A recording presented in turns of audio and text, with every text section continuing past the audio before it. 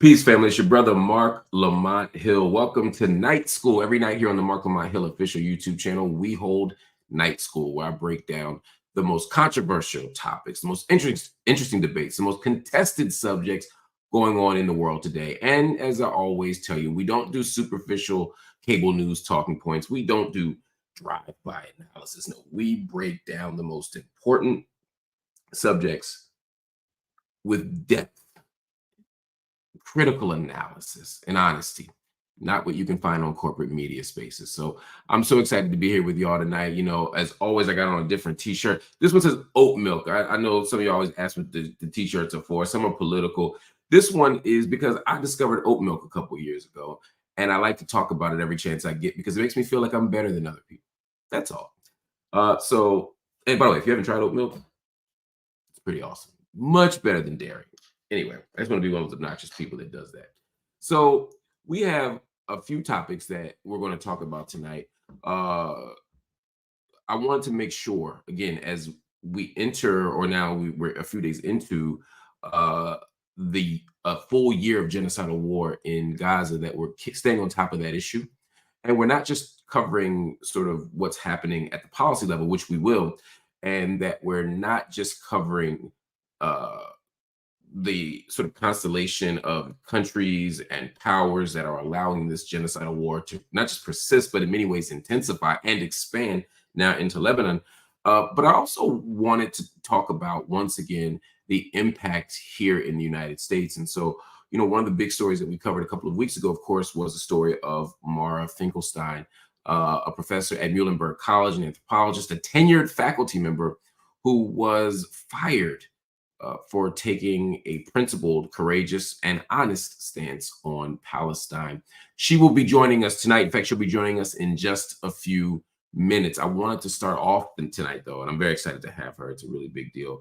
But before we get to her, I wanted to just start off with something else related, though, to be sure. And everybody, make sure you check in here in the Global Classroom. Let us know your name, your city, or your country, where you're calling from. Or if you've done all that already, just write present in the comments. It keeps the algorithms moving, but it also lets everybody in the community conversation know who they're talking to. Some of you are joining us by Twitter, which is awesome. You have a lot more fun on YouTube. Jump over to YouTube. You can join the conversation, but join where you will. I'm just happy to have you here in the conversation. Anyway, this is the moment where journalism, frankly, has dropped the ball. We don't have many courageous voices out here. We don't have many people who stand up and speak truth to power. We don't have many people who just do their job. Instead, they hide under this fake shroud of objectivity. And as a consequence of that, they not only don't even call balls and strikes effectively, but they don't tell the truth about what's going on. And in this question of Israel, in this question of the Middle East, we see that happening a lot. That's why I was so excited to see Liam Cosgrove. He is a journalist that did what many journalists these days simply will not do. He called out the State Department, and he called out spokesman Matthew Miller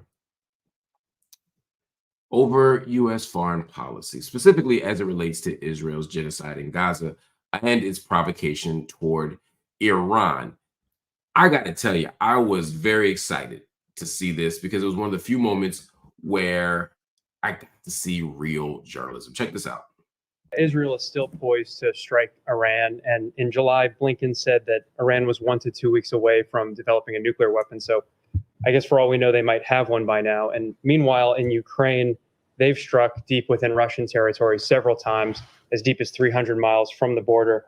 And in that case, we don't have to guess. We know that Russia has the largest nuclear arsenal on the planet, as many as 6,000 warheads. And so one of the risks of arming militaries that are striking in the territories of nuclear powers is that one of those gets deployed, and then it could escalate very quickly from there. So it's rarely discussed, but it's important to address that the nuclear risk is real, and it could very abruptly mean the end of, you know, what humans have worked for thousands of years to collectively achieve. And us today are very lucky to live in with the fruits of that achievement, and I feel like we're treating the risk kind of brazenly. So my question for you is, you know, we often hear in response to these concerns that, well, Putin, Khomeini, you know, they're war criminals, they're terrorists, as if they're too inherently evil or immoral for us to negotiate with. But meanwhile, this administration has financed a genocide in Gaza for the last year and every day you're up there denying accountability for it. So, I mean, what gives you the right to lecture other countries on their moral? So if you have a policy question for me, I'm happy to take it. If you want to give a speech, no, but there are plenty of places in Washington where you can give a speech. Yeah, but people are sick of the bullshit in here. I mean, like, it is a genocide. You are abetting it, and you are risking nuclear war in Ukraine for this problem. He said people are tired of the bullshit. Now, I will say, it took a long time to get to that question, and I was surprised that they let him go that far. But the interesting thing is, it was as he was in the midst of actually asking a question that they cut him off. Why? Because the State Department official didn't want to have to answer the question about the moral contradiction between lecturing other people on their lack of moral authority and using the lack of moral authority of the so-called axis of evil or all these Middle East nations that they demonize, but at the same time continuing to fund and defend the moral legitimacy of Israel. You can't square that circle easily. And so I was happy that he asked it. I would have probably asked him to say it a little bit faster, but just so they don't have any out. But at the end of the day, he did it. This is the first year of direct attacks. This is the first year the direct attacks took place since the Iranian Revolution in 1979. And today, for the first time in 2 months, President Biden spoke to Benjamin Netanyahu by phone. The focus of the talk was on Israel's plan to strike Iran again, this time in retaliation for Iran's retaliatory missile strike. Vice President Harris, who's running for president, if you forgot, was also on the call, but it's not clear anything was accomplished. But here's what we do know. Biden has warned Netanyahu against targeting Iran's nuclear sites. Netanyahu has repeatedly ignored U.S. warnings. And today, Israel's defense minister posted a video around the time of the call in which he said, quote, "Our attack will be deadly, precise, and above all, surprising." We're just a week past Kamala Harris saying that Iran is a destabilizing force in the Middle East. That hearing comments like this, watching things like this, it's hard to hear such comments with a straight face unless they are at least attached to an acknowledgement that Israel is perhaps the most destabilizing force in the Middle East, as we've been seeing this play out since October 7th, but certainly before that. Anyway, we're going to keep covering the story, but salute to Brother Cosgrove for telling the truth when it's difficult, especially when it's difficult. There are other stories we're going to cover, but I want to make sure I have time for my extraordinary guest. So I'm going to jump directly to another story that'll take us right to her. Top Republicans. I'm sorry, give me 1 second, y'all. You know, I'll be moving on to I'm out here. I'm gonna get cussed out by my team later on for my failure to use these banners properly. But y'all, we just gonna have to work. Y'all gonna have to work with a brother today, man. We're gonna have to work with a brother today. We're in a moment right now where so many things that we would have thought previously were impossible, unimaginable within the context of our so-called democracy are happening. We're relitigating fights of the 50s and 60s. We are struggling for things that should be the basic affordances of democratic citizenship. We're seeing all of it happen, and it's fascinating to watch. And one of those things that's happening is happening on college campuses. Top Republicans are threatening to punish colleges and universities who allow pro-Palestinian protests on campus. House Majority Leader Steve Scalise spoke at an AIPAC conference, surprise, just last week to outline his plan to go after universities who fail to squash all criticism of Israel. That train's never late. And here is what he had to say. Looking at all of them, there's some civil rights violations we think are being violated. Now, obviously, we don't have the Justice Department today. If you have a change in administration, President Trump's made it clear, day one, if you're a college that is violating the civil rights of your students, we're taking away your accreditation. You want to get their attention? Party's over if you take away. We have that ability. We're going and looking at federal money, the federal grants that go through the Science Committee, student loans. You have a lot of jurisdiction as president with all of these different agencies that are involving billions of dollars. Some cases, $1 billion alone going to one school. And so we're looking at all of that. We've identified all of them. Clearly, this administration doesn't care. You get an administration that actually says we're not going to play the game anymore. There's a lot of levers and tools that will get their attention day one. Your accreditation's on the line. You're not playing games anymore, or else you're not a school anymore. So, you know, that we are already, we've had the hearings, we've got it teed up. This president's choosing not to use these tools, the tools. Wow. It is hard to make Joe Biden look reasonable on these issues, right? They're actually scolding the Democratic Party for not being sufficiently repressive, for not abandoning principles of free speech enough. They're saying that the Biden administration, President Biden himself, who self-identifies as a Zionist, they're saying that he just isn't strongly enough a stalwart for Israel, to the point that they will shut down universities and strip their accreditation away for being too critical of Israel. Now, they use the language of civil rights, and I certainly respect and appreciate the language and logic of civil rights. But the problem here is that this isn't really a civil rights issue. That's not really what this is about. This is an attempt to silence all criticism of Israel all over the public sphere, but certainly in colleges and universities. We've seen more of it since the spring, when the encampments started all over the university campuses in the United States. But we've seen it for years now, and it's only getting worse. And it's not just for the students. It's not just the students who are being challenged and undermined by these types of policies and laws. In fact, we see it with faculty. And I think maybe the best example we've had in recent memory is the example of Professor Maura Finkelstein. She is the first tenured college professor to be fired, excuse me, for pro-Palestinian speech. Maura Finkelstein was terminated by Muhlenberg College in Pennsylvania after an Instagram post, which she shared. She didn't write it, she shared it, sharing the words of Palestinian poet Rami Kanazi, which encouraged people not to normalize Zionism. Now, Maura is appealing her termination, and the Academic Advisory Council of Jewish Voices for Peace are demanding her immediate reinstatement. And of course, we here at Night School echo that call. Joining me now is Professor Finkelstein. Maura, thank you so much for joining me. Thanks so much for having me. It's an absolute pleasure to talk to you, although I wish it was under different circumstances. For those that don't know the story, what happened at Muhlenberg? How did this happen? Yeah, I mean, I'm still trying to figure that out, to be honest. But, you know, like a lot of faculty who were speaking out in support of Palestinian liberation, who were calling a genocide, I was on the radar of my administration. I had been before October of last year, but I came under I came on the radar of my college in particular because I wanted to help my students understand in October the historical, social, cultural context in which we were sort of entering a new cycle, as though, you know, everything started on October 7th. My job as a college professor, as you know, is to actually say there's history here, there's context, there's politics, et cetera, et cetera. And I was already teaching about Palestine in all of my classes. So it would have been a complete irresponsible move to not talk about it.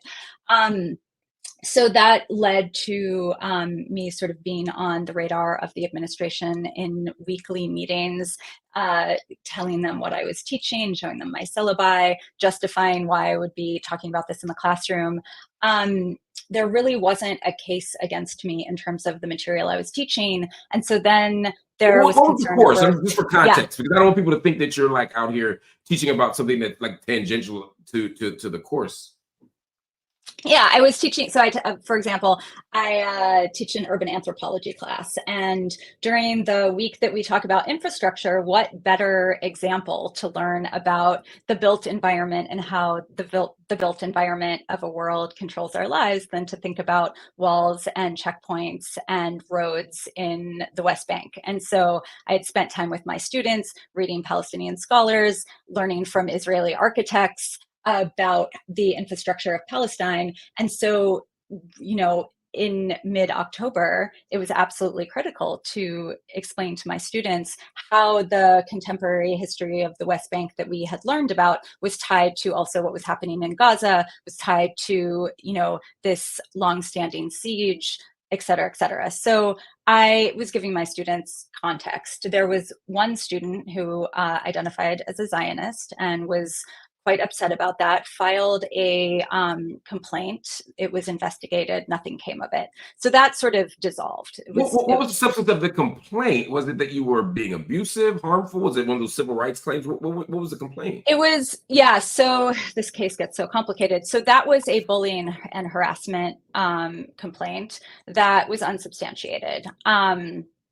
And so it never really became a official complaint. It was just a way in which I could spend, a day or two in the provost's office with a Title IX lawyer justifying the way that I teach my classes. And, I think for context, it's important to say I'm an anthropologist. I'm trained as an anthropologist. And, for those of us who are following what's happening in Palestine and what's been happening in Palestine for a long time, there's a lot of insistence from liberals, from politicians, et cetera, to make sure that we're addressing both sides. And those of us who attend to power know that when we hear both sides, we're actually being told to evacuate the story of all power, evacuate the story of all context. As an anthropologist, my work is to situate myself in a particular perspective and think about the world from that perspective. And when I teach about Palestine, I am thinking about the world of Palestine, the world of Palestinians. I'm teaching Palestinian scholars. We're not balancing that out by, some kind of Israeli perspective that allows us to justify why we would listen to Palestinians. So, there are people who teach a both sides model, and I'm not one of those people. And that's very concerning for Zionists, for folks who don't want a Palestinian perspective to be present. So in the fall, there was a lot of concern over my teaching, and that sort of went away. Winter break happened. I thought maybe I was off their radar. But what ended up happening, and I think we're going to see more and more cases like this, is that a student that I had never met, that I had never taught, that I had never encountered in my life, found that Instagram post. Yes, I've never met this person. Found that Instagram post because the student was watching my stories for weeks and was sort waiting. of, waiting. And filed a equal opportunity non-discrimination policy complaint claiming that the student identified as a Zionist. A Zionist and a Jew are the same. This was in the complaint, that if you say Zionist, you mean Jew. If you say Zionist, you mean Jewish person. If you say Zionist, you mean Israeli. It's all the same. And that because of this post, they read the quiet part out loud, just for the audience to know. Remy Kanazi, this was the tweet that you posted. Yeah. Do not cower to Zionists, shame them. Do not welcome them in your spaces. Do not make them feel comfortable. Why should those genocide-loving fascists be treated any different than any other flat-out racist? Don't normalize Zionism. Don't normalize Zionists taking up space. That's a tweet that they said was really an assault on Jews. That Zionist is just a fancy, dress-up word for Jew, and that you were effectively attacking Jewish people. Maybe it should or shouldn't matter, but you yourself are Jewish, correct? I'm Jewish, yeah. Okay. But I'm the wrong kind of Jew. Which is fascinating if they're saying that all Jews are Zionists, right? That's right. Yeah. It's really interesting, isn't it? Yeah. Fascinating. So this complaint comes through. What do you do? So, well, what do I do? What don't I do? So this complaint comes through. I'm told that I am not allowed to teach my classes. This came after the first day of the spring semester. So my classes were reassigned to an adjunct. I was locked out of my college email. I've never been allowed back into it. I'm actually kind of glad. I'm sure there's thousands and thousands of emails. I was department chair at the time. And I wasn't allowed on campus. There was an investigation. It lasted for several months. It produced a 308-page report that essentially concluded that while my behavior was maybe unsavory, I wasn't actually guilty of violating the EO policy, because the EO policy is supposed to be chronic and pervasive. And so they didn't think that a social media post counted as that. But a secret panel of faculty and staff appointed through the Title IX office determined that actually, despite the report, I was guilty of violating the EO policy. I was found responsible for 4 counts of harassment, online harassment, discrimination, and online discrimination. And that was passed on to the provost, who, you know, agreed. And I was told in May that I was fired with cause, which means you're done, no severance. It's so egregious that you're too dangerous to be around students. The harassment argument is an interesting one. Even if I were to, I could at least understand the logic of an argument of saying you're this awful racist because you do racist things online. But who are you harassing by posting that? It's like you sent it to your students. It's not like the students were supposed to be. I mean, how did they make a case that you were harassing someone? That's a really great question. And it's not a question that I've gotten a sufficient answer to.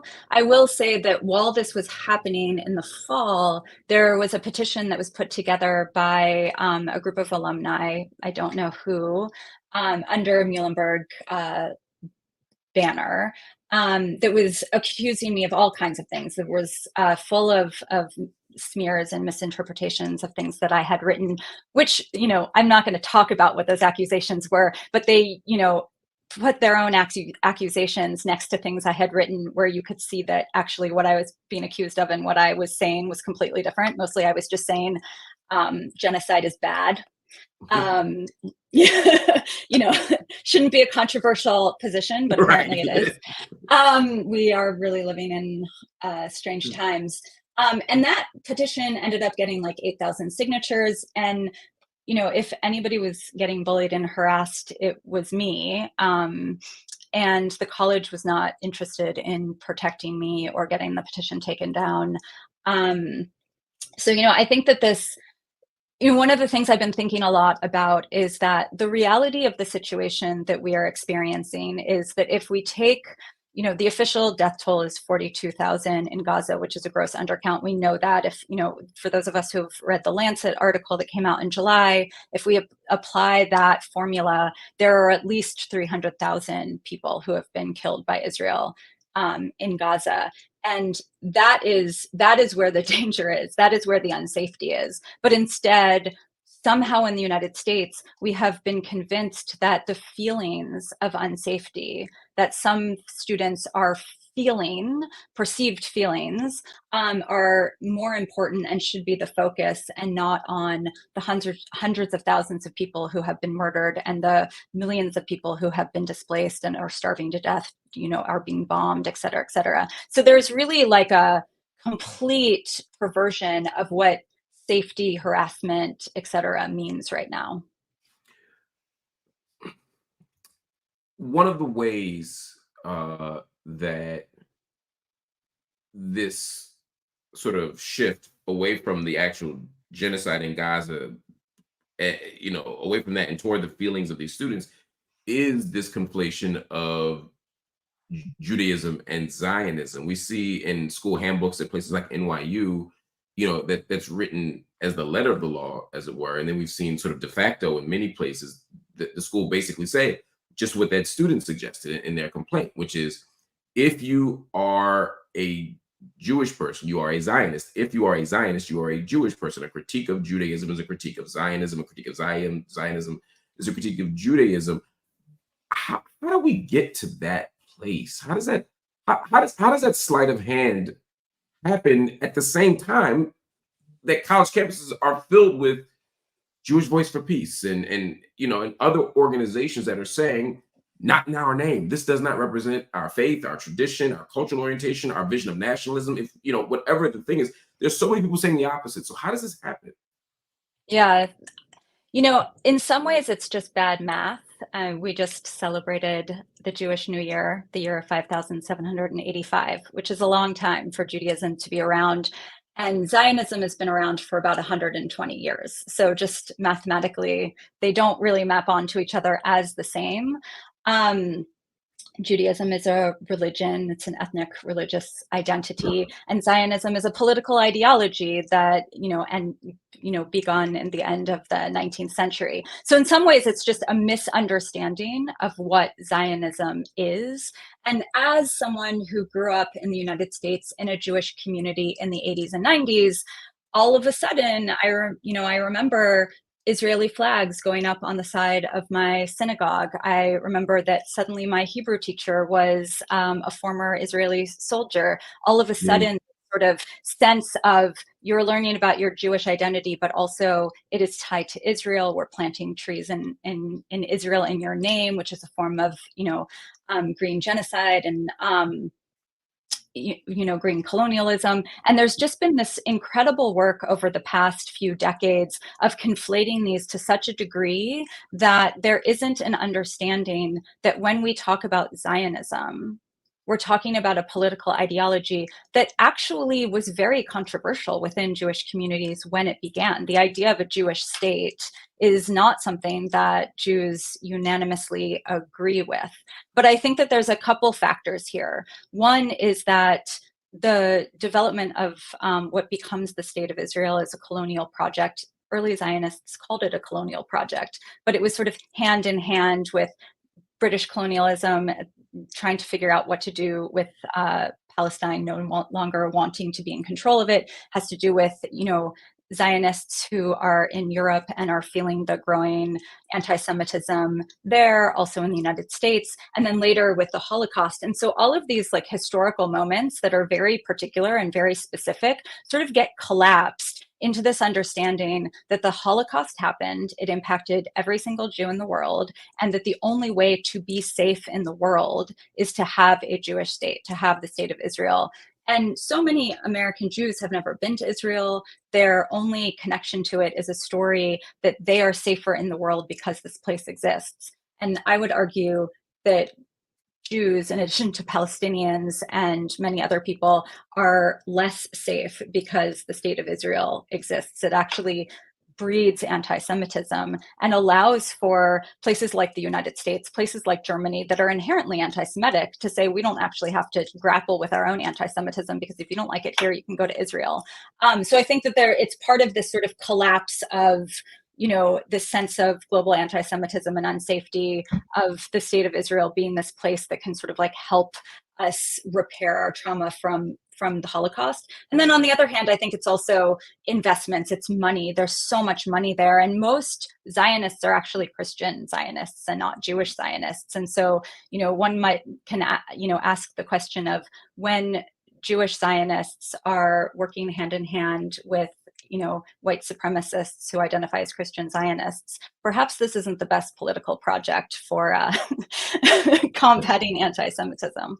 Absolutely. And to be clear, the argument here, y'all, is it's not that there's an inherent thing with being a Christian. The issue isn't Jewish Zionists or Christian Zionists per se. It's the fact that the theology of these Christian Zionists is bound up in a very particular faith claim, theological claim, even eschatological claim that basically says that, their salvation is dependent on the creation, not just the formation of a state of Israel, but also with the mass conversion and or killing of Jewish people. And so the theology itself is bound up in an anti-Semitic vision of the end of days. And that's why you see so many Christian, evangelical Christians, for example, these pro-Trumpers, also big strand of those, who are deeply anti-Semitic, but staunchly pro-Israel. Because in their sort of soteriology, in their understanding of what how salvation comes, and in their eschatology and their vision of how the world ends, they're like, let's get the stage play moving. Let's get Israel going. Because and it's a deeply anti-Semitic vision. And so that's why the marriage between the two is so odd. But there are so many people, as you know, in Israel, particularly toward the Israeli right, who are willing to make those kinds of political alliances to advance the interests of the state. There's some questions here coming in for you. Bullet the Bunny says, do you feel you're being made an example of to prevent other anti-Zionist Jews from speaking up out of fear of being removed from their communities? Yeah, that's a great question. Maybe. I think that one of the things that has been really interesting for me is that over the past year, I've actually felt more connected with being Jewish than I ever have in my entire life, because I've been part of an absolutely incredible anti-Zionist Jewish community that is fighting for Palestinian liberation, that's fighting for Palestinian freedom. And so, I'm an optimist despite everything. And so there's a part of me that hopes that actually this can become an example of how, regardless of the institutions that we're part of, regardless of, where we're employed or what platform we have, we all are here to do the work. And the work happens whether or not I have a job or not. I'm going to continue to do the work that I was doing before I was terminated. And so while I think that perhaps I'm supposed to be an example of what could happen and a warning, what I'm actually hopeful for is that because there is a growing community of people, I mean, you probably know this more than I do, Marc, but like for those of us who have been following the fight for Palestinian liberation for decades now, it's never been so loud. We are very, very loud right now, and we're not going to go anywhere. We're not going to shut up. And so I'm sort of buoyed by that, even while I'm terrified of what this means for our institutions and for this country and for the world and for Palestine. That's what I'm finding so fascinating. There's a way that the voices are as loud as ever. We're both anthropologists. The American Anthropological Association had a successful vote after several times of, or a couple times of not being successful in terms of boycott, divestment, and sanction. The American Studies Association has been successful. I believe the MLA has as well. There are rumblings in other professional organizations. The call for a free Palestine is happening on college campuses. We're seeing encampments. And at the same time that the scale seems to be tipping, the repression seems to be getting harder and more intense when students return to campuses with far more rules about protesting and far greater penalties. You're a tenured professor. It's one thing to say, there used to be the whispers like, don't talk about Palestine until you get tenure. Right now, it's like, who cares, right? Tenure doesn't matter. So I guess what I'm wondering is this just like a last ditch effort because the voices are getting so loud? Or is it the voices are getting too loud, complete repression, and we're going to wipe this whole thing away? I mean, there's a way that I could be really hopeful from this moment, and there's a way that I could be deeply depressed. How are you making sense of it? It depends on the day. Same. I mean, I think it's both of those things. I think that we are seeing the end of an empire, and I think the place that I get stuck in is, how long does it take for this empire to fall? And it's definitely proving itself to be unsustainable. And when I say that, I mean both the empire of the United States and the empire of Israel. When you were showing that clip from the AIPAC conference, I just feel so creeped out and hope that everybody else does as well. When I see the American flag and the Israeli flag just sort of bleeding into each other, it's absolutely chilling to see how, clearly these two countries have been interconnected to the point in which we here in the United States cannot criticize a foreign government. How is that even possible?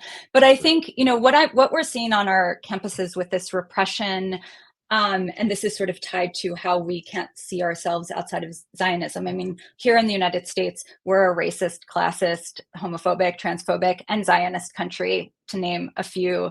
Phobias. This is sort of part of the fabric of who the United States has become over the past couple decades. But what I think is incredibly chilling is how we are seeing with these Republican politicians who are coming after American colleges and universities. Essentially, we're seeing how this faux anti-Semitism, and these folks are anti-Semitic, so I'm not sure what they think they're talking about when they talk about anti-Semitism, but we're seeing this sort of faux fear about anti-Semitism be wrapped up into all of these other anti-equity initiatives that have impacted our colleges and universities, whether it be affirmative action, whether it be DEI, whether it be gender studies programs, et cetera, et cetera. It's the same playbook over and over that's like stoking this moral panic and stoking this fear. And so it's deeply concerning to me to see, these Republican right-wing politicians talking about anti-Semitism, sort of bringing Zionist Jews into the fold to fight against equity initiatives, because whiteness expands and contracts. And these Jewish Zionists who are working hand in hand with white supremacists in the far right, they aren't going to be there for long. I'm inclined to agree with you. So where does this leave you? You're clearly not backing down. You're pushing for reinstatement. I know there's things you probably can't say, but where are you right now in the process? Where are you in the struggle? Yeah, so the determination was rendered by the provost, and then there was an outside appeals officer who was hired by the college who read through everything and said, yes, the college made the right decision. We agree with the college. And so now it's sort of like lifted outside of whatever this sort of equal opportunity policy was. And the case is with the faculty committee, the faculty policy and procedure committee, and they're now reviewing the case and will determine whether or not I get a hearing, whether, what happens with the appeal. And so I'm just waiting it out. I'm hopeful and not optimistic at the same time. And so we'll see what happens. I have really great lawyers on my team. I feel very lucky about that. And litigation is definitely on the table if it comes to that. This is far too dangerous a precedent to set. And, I think a lot about how this is about my job and this is about my tenure, but it really has very little to do with me. It has to do with, are we allowed to do our jobs? Are we allowed to be educators? Are we allowed to teach our students? Are we allowed to, engage in the life of the college or university that we, believed to be inheriting, in which professors, faculty, staff, students, we're all imagining a world otherwise together. And right now, we're being told that we cannot do that if it has anything to do with Palestine. Literally. And if we can't call a genocide, what can we do? And the thing is, let's say we're wrong, right? Let's say we got this. Let's say that there's some argument that could be made for why this is not genocide, right? Some legal argument, some theoretical argument, whatever. Let's engage the argument. Let's have the conversation. But they're shrinking the space of dialogue so that we can't even have the conversation. They're saying that this is so beyond the pale that it doesn't even warrant a discussion. I think that's very scary to me about academia in general. I remember maybe 3 or 4 years ago when people started sending out these academics started signing these letters about cancel culture, and everyone was saying, "Oh my God, it's cancel culture, cancel culture, cancel culture." And those very same voices are totally fine, or at least their silence suggests that they're fine with you being canceled or me being canceled. Unfortunately, I wasn't fired from Temple University, but I had to go through a hearing where they told me I might be fired. I got through by the skin of my teeth, and I was only censured by the university, where I was told that I had done the most morally reprehensible thing that the board chair had ever seen. The board chair was Bill Cosby's attorney. This is just the reality of where we are. And Stephen Salaita's case was an awful thing. The university could at least make the argument that he doesn't work here yet. We're making a different choice about who we want to hire. I would disagree with that argument. The courts disagree with that argument. Stephen was right. But they're not even pretending here. And so I guess, are we going to have an academia? Are we going to have tenure anymore? Are we going to have free speech in 10, 20 years? I mean, is this a sign that the whole thing is going to explode? I mean, if we keep going down this road, absolutely. And I think that there's so many, pieces in place to lead us to that, question of, what is higher education? What are schools? Are they basically, as we in academia often say, are they just banks and landlords, or are they actual places of learning? And, it's greatly concerning the way in which we've been defunding our schools for decades now, and K through 12 as well as college and universities. And so we're in a situation now where, especially, most schools are like this, but especially a private college like the one that I work at, is so reliant on private donors and so reliant on exorbitantly high tuition that actually, if there are calls from donors for a professor to be fired because donors don't like what she's teaching, then I don't need to extend compassion to the administrators who are like making the choices at my college, but they're actually in a situation where they have to choose between the financial health of their institution or the actual like ideological tenets in which it is built. And to be in that position does lead to the question, what on earth are these institutions for if this is really just capitalism run wild? Well, how can we help you? How can we support you? Yeah, thanks for that. Keep talking about Palestine. Don't stop talking about Palestine. I appreciate so much your voice. I've appreciated your voice for years and years and years now. Keep talking about Palestine. Keep calling a genocide a genocide. I think that we are so much stronger together, and we have to keep speaking up. And I think when we do this, we have to be centering, Palestinian voices, Palestinian scholars, writers, poets, artists, journalists who are literally risking their lives to show us what our government does not want us to see. And so I think that the work now is to just keep fighting against this incredible wave of what I would call fascism that is trying to tell us that what we do not see, what we see, what we know, what we are consuming, we're consuming a live streamed genocide every day for over a year now, and we're being told that we're not seeing what we're seeing. And I think about this a lot when I continue to obsessively post things on social media and write my angry op-eds that, I'm not sure I'm changing anybody's mind, but I'm refusing to allow this fascist, kernel at the heart of liberal democracy. Yeah, the gaslighting is relentless, and we can't allow the exhaustion of fighting this information war to beat us down. We just have to keep talking about Palestine, and we have to keep centering Palestine in everything that we do. I appreciate that sentiment, and it speaks to your humility and your commitment to this issue. That even when I ask how to support you, you tell us to support the issue, and I that doesn't go unnoticed. We're grateful for you. If there's anything I can do, if there's anything we can do, please let me know. We're fighting for you. Yeah. We're organizing. We're writing.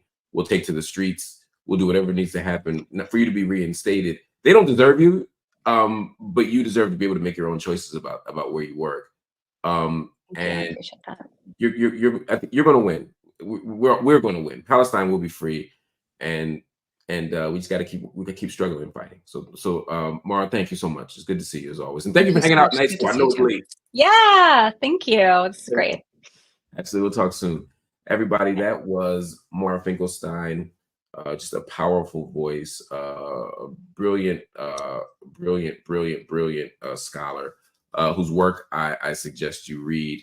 I had the opportunity to read her work on Mumbai.